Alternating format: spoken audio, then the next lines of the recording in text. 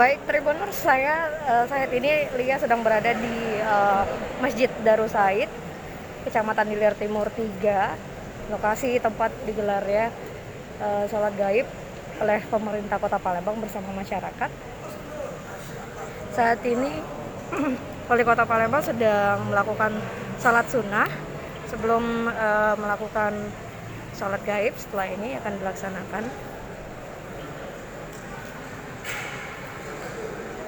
Dan cukup banyak para jemaah yang mengikuti sholat gaib hari ini yang memberikan dukungan untuk support kepada warga Palestina.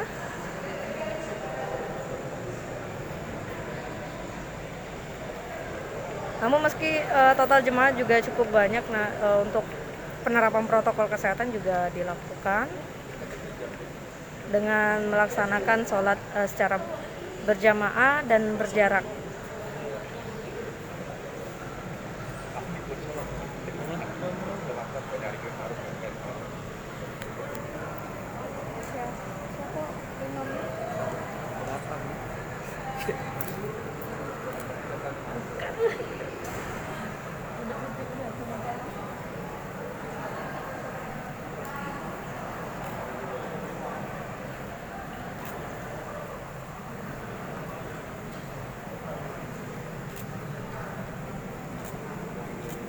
Geser kan kita bisa. Kalau nak mulai geser. Iya.